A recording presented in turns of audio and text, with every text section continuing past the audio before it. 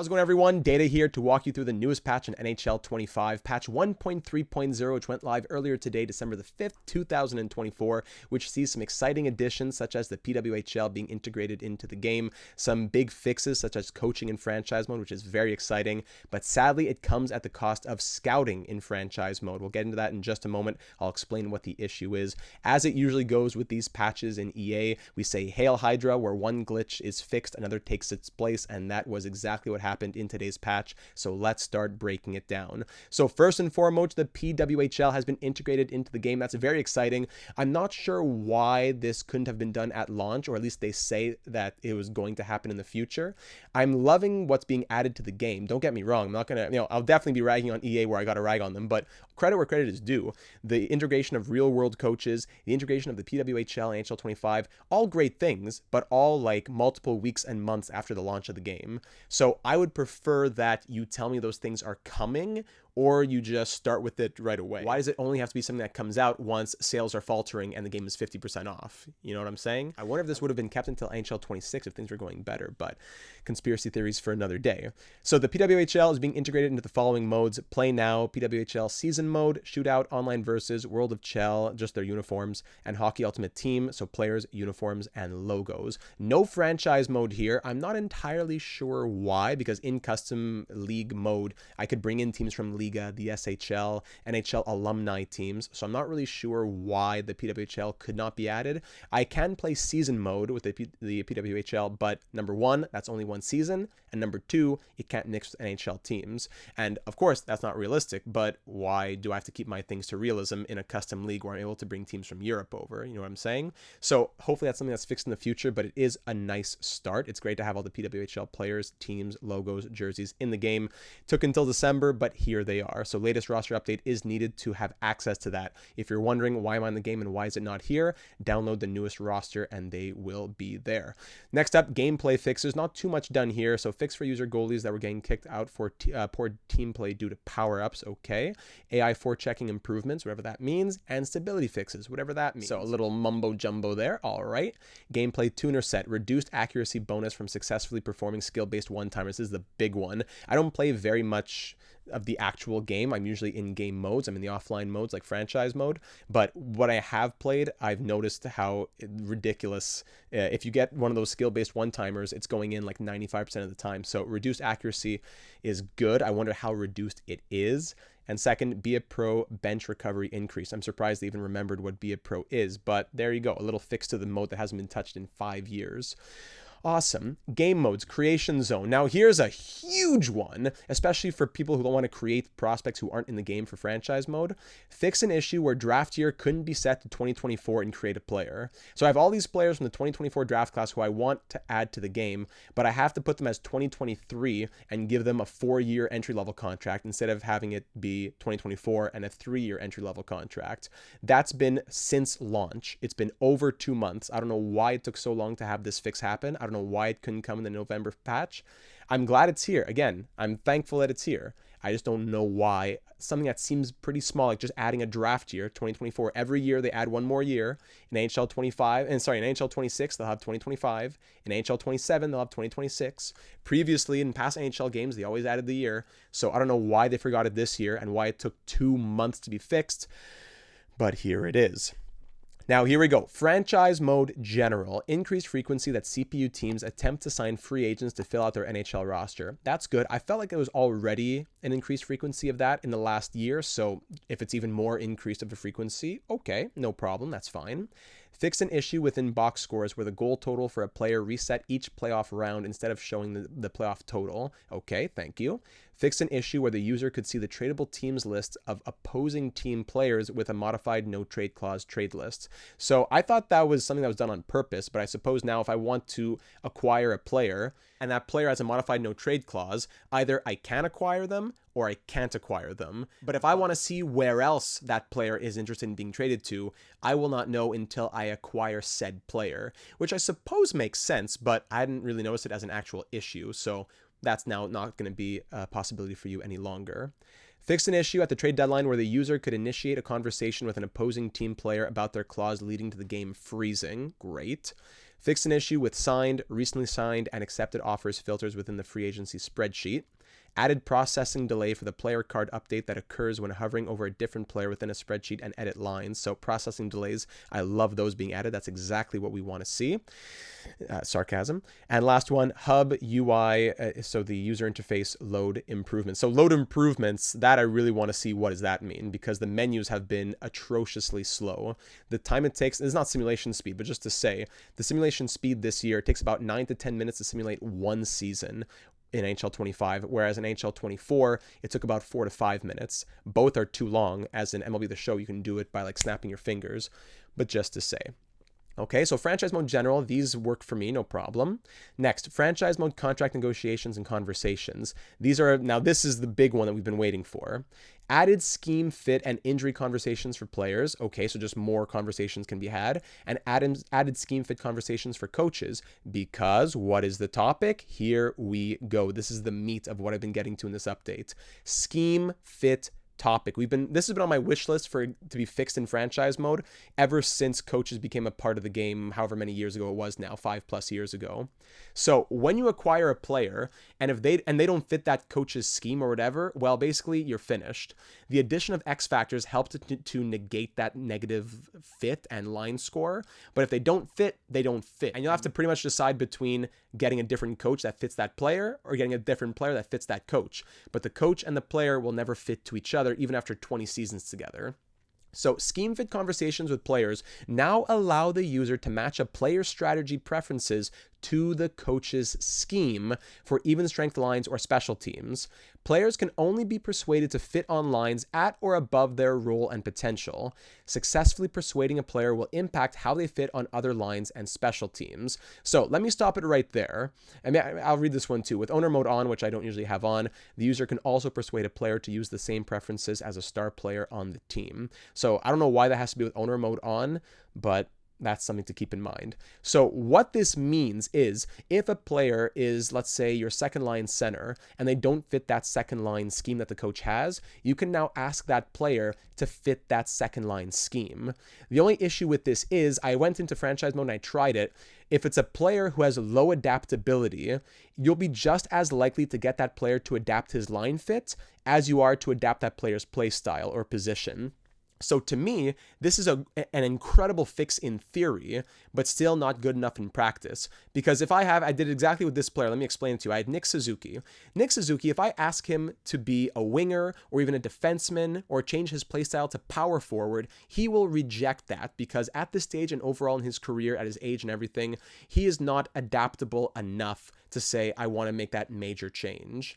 If I ask him to change his carry dump bias from carry to dump or from neutral to dump or whatever else it might be, it should not be very risky, quote, very risky to get to ask him that. And now he loses morale and he's upset with me, all because I asked him to have a better carry dump line fit for the second line center or first line center, whatever it is. So it's a great idea. I love it. I've been waiting for it. But it shouldn't be as hard to get that player to adapt their line preferences as it is to adapt their position or their play style.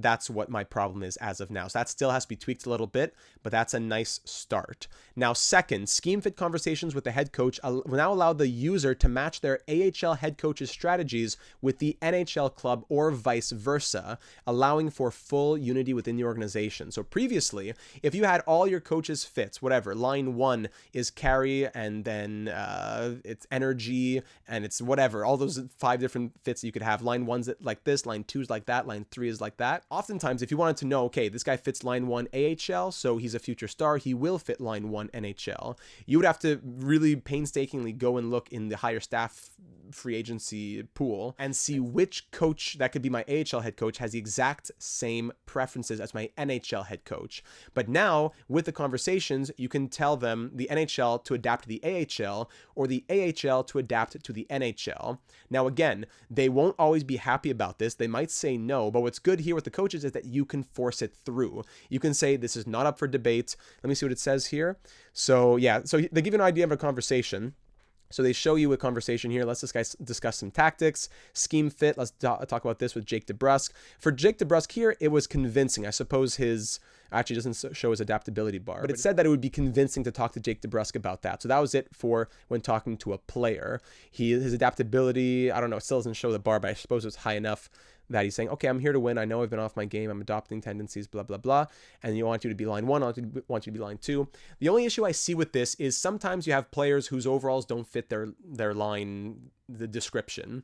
I've had players who are up to even 88 overall. I remember I had Phil Deneau as an 88 overall once, listed as a third line forward.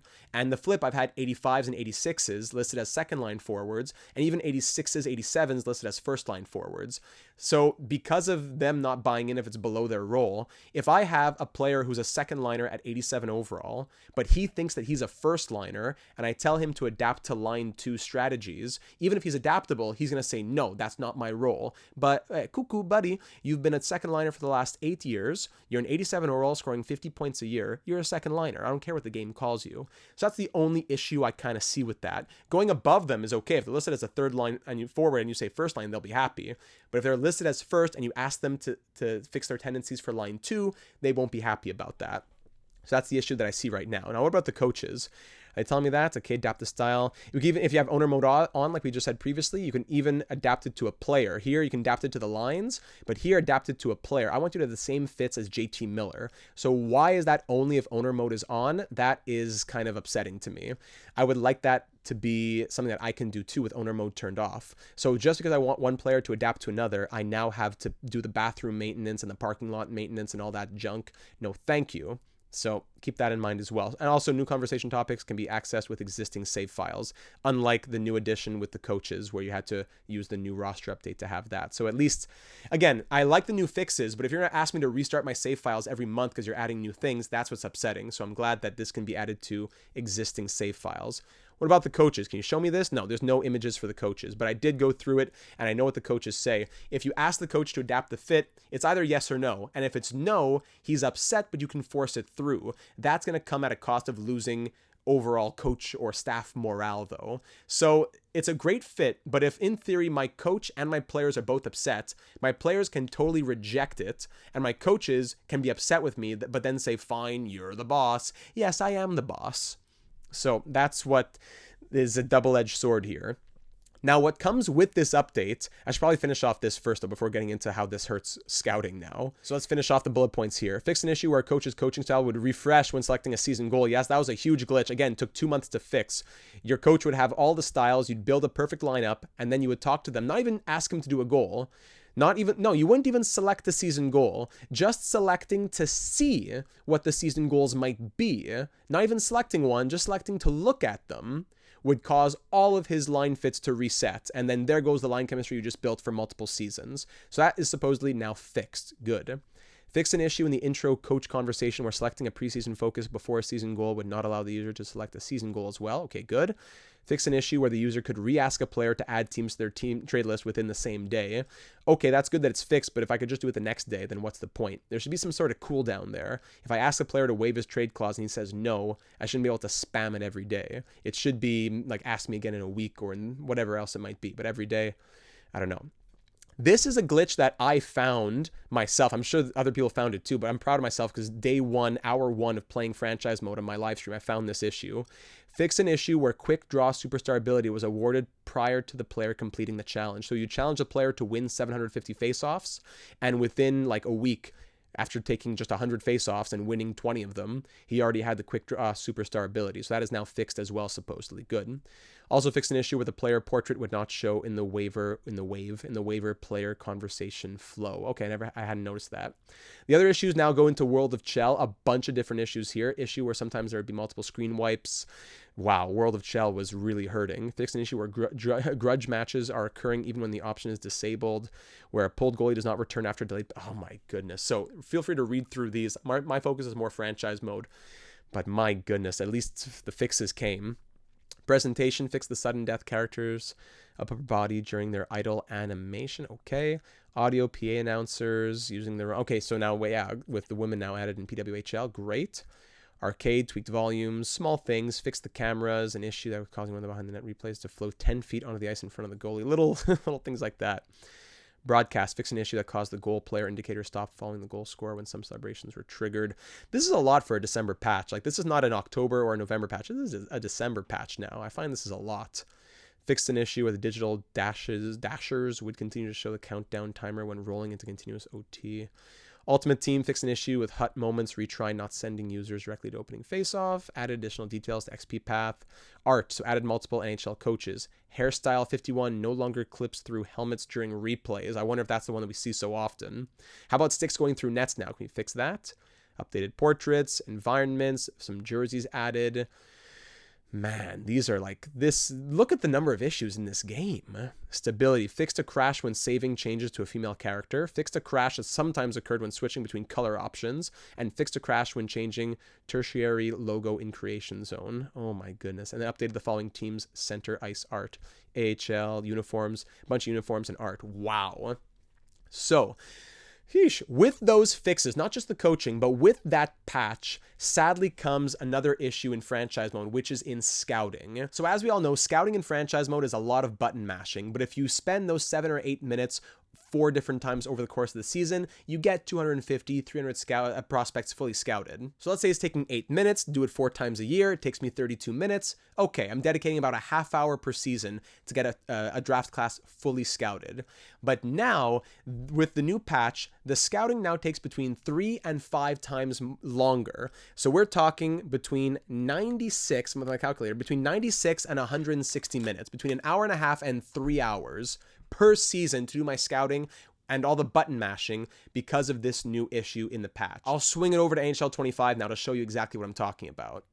So here I am on NHL 25 with the new patch being installed in franchise mode, trying to do some scouting. Let's say I want to do potential and comparison. It should be a simple X, scroll potential and comparison, and then X for everybody else. 1 button each. Scroll, X, etc. But no, it takes 1, 2. Scroll on the next person. 1, 2, 3. Next person. 1, 2, 3, 4.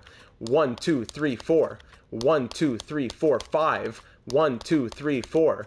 1, 2, 3, 4. And then if I want to undo them, you have to press square to remove. Square. 1, 2, 3. 1, 2, 3. 1, 2, 3, 4. 1, 2, 3, 4. 1, 2, 3, 4. 1, 2, 3, 4. 1, 2, 3, 4. So now it's taking me between about 3 and 5 clicks of the X or of the square to confirm my report or remove my report of every prospect. So already a lengthy system that's taking you to do my 20 scouts. It's taking me probably about, I would say, 7 to 8 minutes to do 20 scouts and all the prospects that I want to do for a draft class. It now just got 3 to 5 times longer. So that's what I'm saying. Hail Hydra, where one glitch is fixed, another one takes its place. Where multiple glitches are fixed, I should say, multiple glitches take its place. And there you go. So scouting, honestly, is now undoable for me. I am not going to be dedicating whatever it might be, an hour and a half or 2 hours per season just to scroll X. Not even that. Scroll XXXXX, scroll XXXXX, scroll XXXXX. And you better not make any mistakes. You got to go scroll, square, scroll, square to undo it. And the reason I say scouting is actually ruined now is because I can't just put in the auto scout. The auto scouts will give me the play styles of the guys ranked 400th, but all the guys who I'm actually drafting in round 1 or round 2, they'll know, oh, well, he might be a power forward, but we're not so sure about it. But you know what? This 20-year-old who's ranked 452nd, he's definitely a playmaker, and he's definitely medium AHL bottom 6 potential. So I can't even use the auto scouts to save my time. It's either I use an hour and a half to 3 hours per season to get it done, or I just don't have any scouting completed at all. Scouting is now ruined. Boy, so it makes scouting even more frustrating. And the most frustrating thing is that it'll take until the next patch to even maybe get fixed. So who knows if it even gets fixed, but even if it does, it's going to take at least a month because for some reason, they put out a patch, they go sit on the beach, they lie down for a little bit, then they come back to the studio, they start thinking about it, they read the thousands of complaints, and then they make the fix happen. Why can't a patch happen in 3 days? Why must it always be a monthly thing? Again, that's another topic for another day. But there you have it, ladies and gentlemen, patch 1.3.0 for the deluxe edition 50% off. I wonder why for NHL 25. Major problems, but major fixes. So again, we say Hail Hydra and we move on. So anything else that I'm missing, please let me know. I didn't know about the scouting one until somebody told me in our Discord server. So please let me know if there's anything else that you're noticing wrong with the game after this patch. Leave those thoughts down here in the comments or over in our Discord server, link in the description. We're always talking NHL, franchise mode, sports, fantasy sports, and much more. We'd love to have you join us there. And of course, subscribe if you haven't already to be made aware of all of our uploads here on the channel, our franchise modes, career simulations, live stream series, and much more. As we wrap up 2024, we'd love to have you join the team, and it'll be that much better with you as a part of it. So thanks for watching. Leave a like if you enjoyed, and I don't know if you have an X account, Twitter account, whatever else you want to call it, just let's start sending some letters to EA. I don't mean to hate, but we got to be serious here. It can't be that every time there's a fix, the game now must suffer with speed or whatever else it might be by 3 to 5 times worse. Can we ever just have a fix and it's just a fix? Why must there always be an issue that comes up with it? I could rant for another half hour on that, so I'll just stop myself. Share this video, get it out into the universe, and let's try and get this patched ASAP. Thanks for watching, and we'll see you again in the next one.